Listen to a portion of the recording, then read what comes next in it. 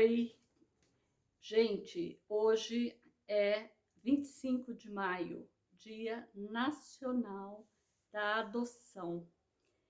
Faço esse vídeo com muito carinho para vocês e muito feliz porque tem uma questão fundamental para trabalharmos ainda, todos nós, na conscientização do que é adoção, no sentido de mudarmos a cultura de adoção no Brasil, que é carregada de preconceito e de discriminação,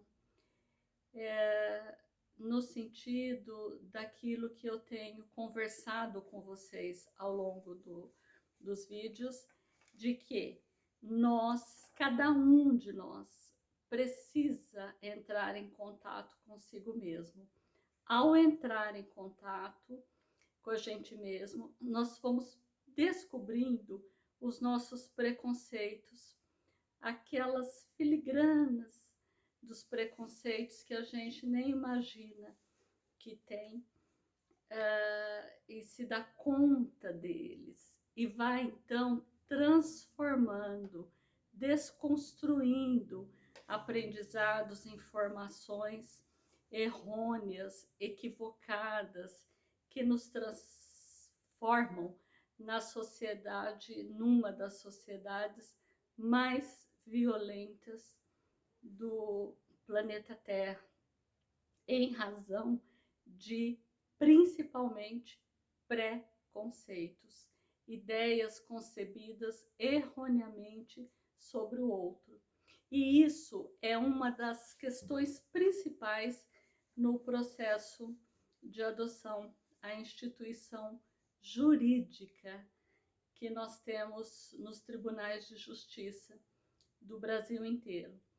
Essas leis foram galopantes até em algumas mudanças, e eu entendo algumas como bem interessantes, bem modernas, e outras nem tanto, porque eu penso que tem se criado um distanciamento também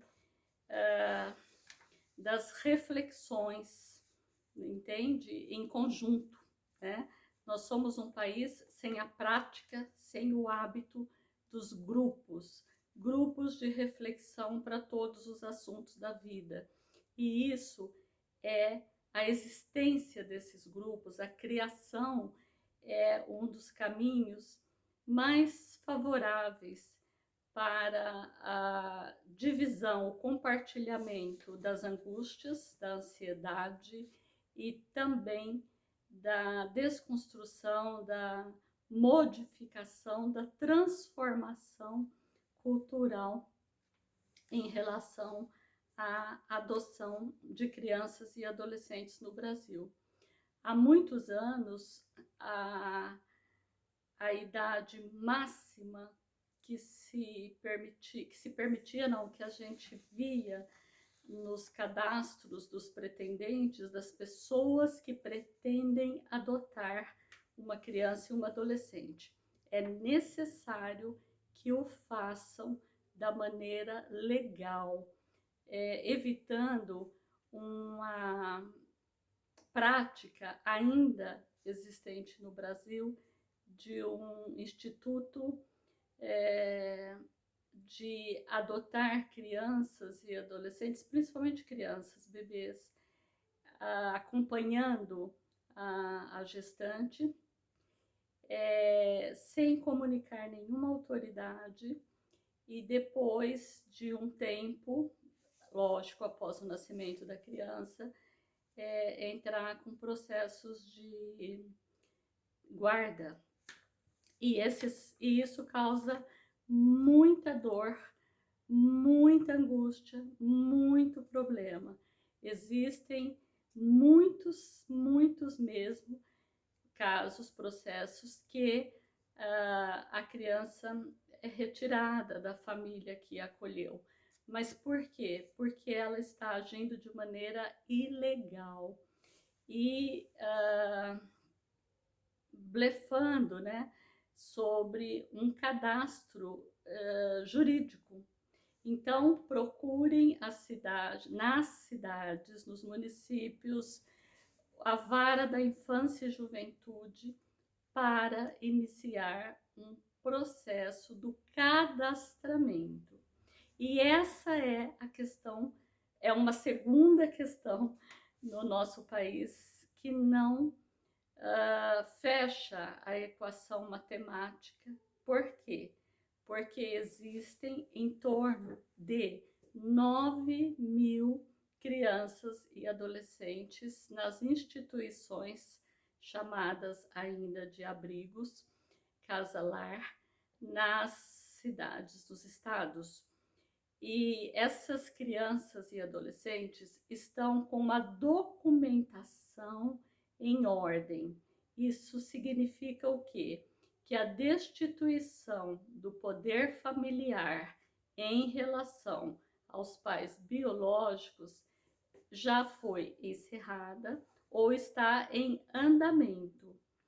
E então, a partir disso, aquela criança e aquele adolescente ficam com uma condição legal para que sejam acolhidos pelas pessoas que estão no cadastro. Quantos pretendentes tem mais ou menos no Brasil? 33.000. Então vejam, 9.000 para 33.000. Mas por que então não estão adotados, inseridos em famílias que possam ajudar essas pessoas na estruturação do psiquismo, principalmente? Porque existe na ação legal algumas perguntas que indicam, determinam o perfil que as pessoas desejam. E, gente, e aí é que está a nossa cultura precisando mudar, porque o desejo das pessoas quase sempre é por um bebê idealizado.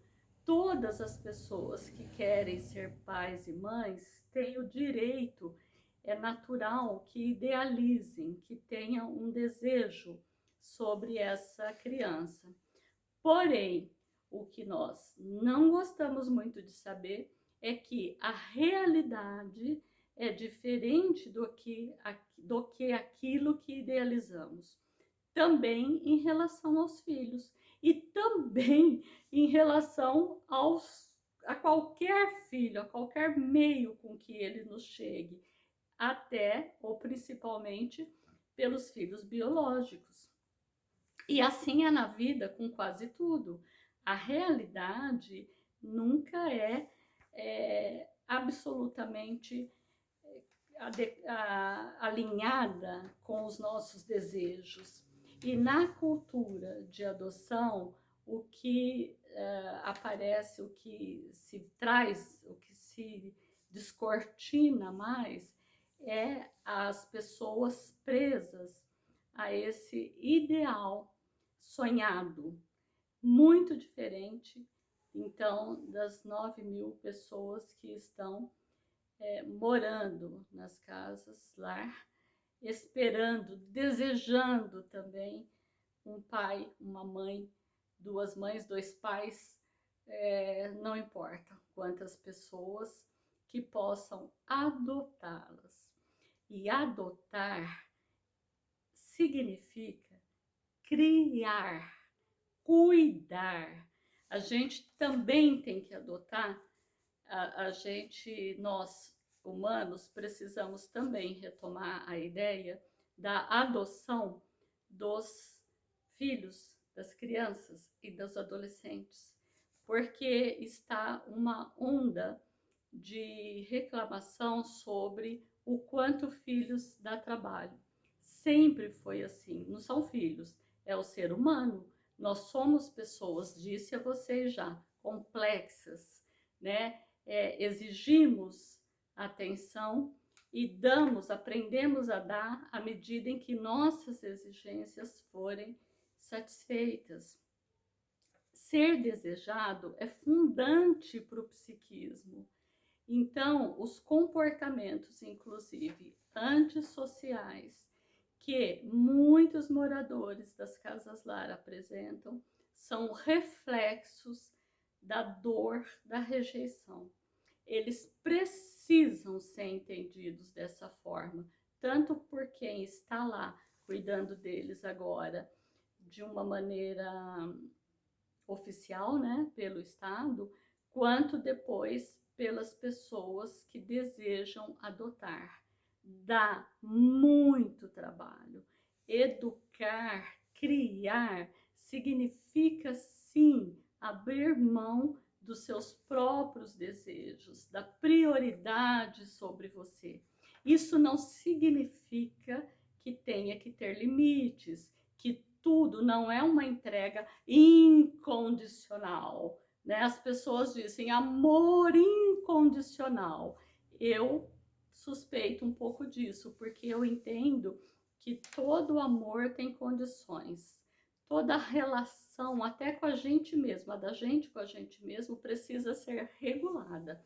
Então, não tem incondicionabilidade. O que existe é que o sentimento toma conta de uma forma tal que a proporção do aprendizado desse amor vai nos encantando e nos dando condições, inclusive, de aguentar o tranco do que é criar, do que é educar. Então, quando a pessoa diz, mas eu quero um bebê porque não vai me dar tanto trabalho, não vai vir com hábitos, com defeitos, com comprometimentos da família anterior, das famílias anteriores, pais e mães. Gente, uma pessoa quando é adotada, ela tem 0 mês de gestação, não é nem de idade, né?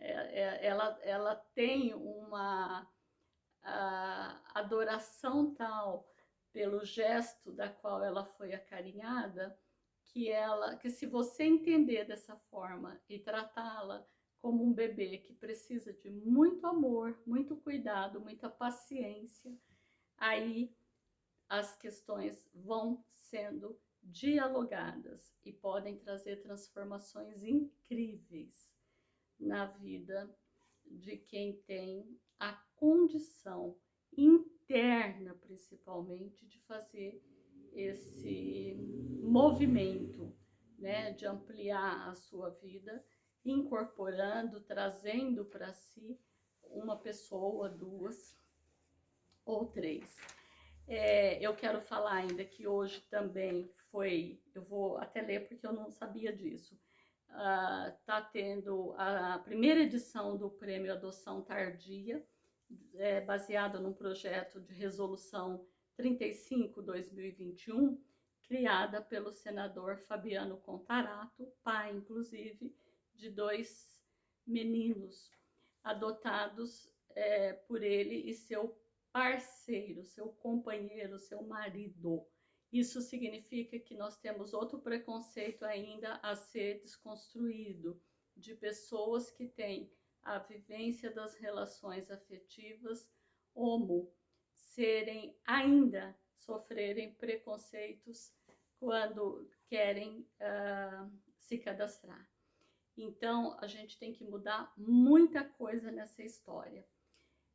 Eu só queria falar ainda que o estado de São Paulo não foi premiado, foi o estado de Belo Horizonte, foi BH, o Distrito Federal, o TJ do Distrito Federal, o TJ do Distrito Federal e Territórios, o Espírito Santo e o TJ do Rio Grande do Sul. Em São Paulo, o desembargador Antônio Carlos Malheiros, falecido nesse momento de pandemia, criou o projeto Adote um Boa Noite. Então, nós temos muitas questões para serem tratadas. Tentem sair das ideias pré-concebidas sobre idade, sobre cor, sobre orientação ou vivência sexual, sobre deficiências, que tudo é possível. O que eu vou convidar vocês? Façam, se puderem, ou apoiem esse laço. Beijo.